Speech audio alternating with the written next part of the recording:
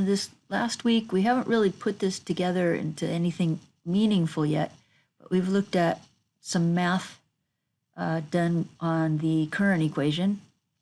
And the first one we looked at was this IC, how much IC changes when VBE changes.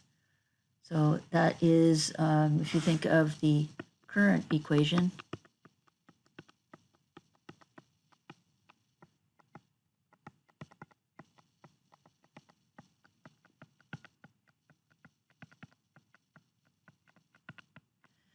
you think of the current equation, when you change VBE, how much does IC change?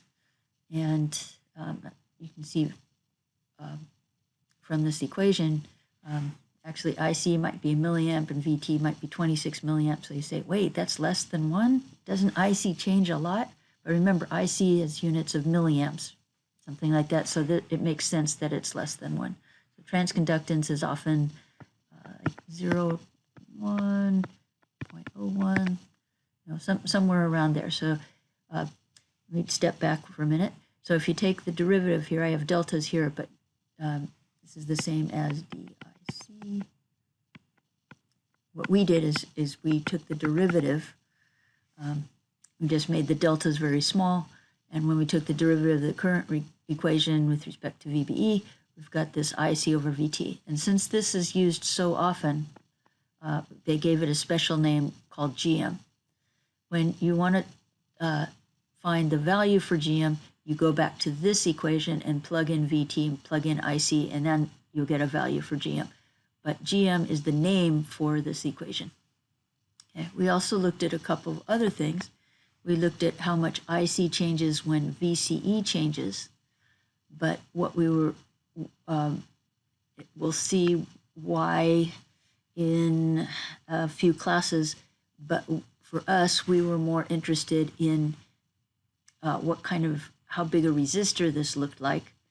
And to do that, the units of current over voltage is not resistance, so you had to flip it.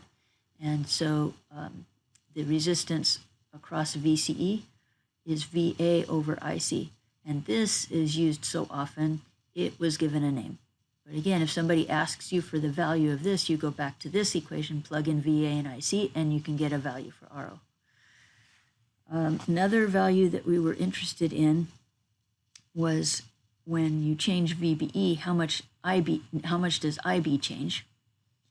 And you know it's 1 over VBE times how much IC changes when VBE changes. So IC is beta times IB, so it makes sense that this is 1 beta-th of your GM. And give this this is the resistance when you look across VBE. You've got your equation, and that is also used so often, it's been given a special name, which is R pi.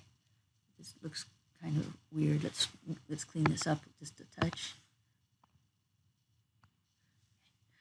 And so those are the equations that we've derived so far, and hopefully you know how to derive them and you can kind of picture what they mean. This, how much IC changes when you change VBE.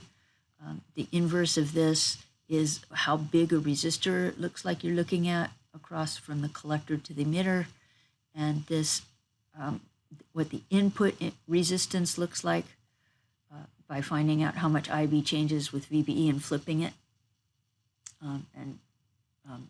And then the special names for all three of these. The transconductance, GM, RO. Most people just call that RO and there's not a special name.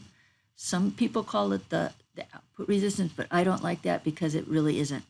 So we'll just call it RO in this class. And then R pi, some people call this Rin for the transistor, but when we start looking at more complicated circuits, this won't be the Rin. So that's just a reminder of the values we looked at. Next, I'll put them into the small signal model and explain small signals and why the model is important.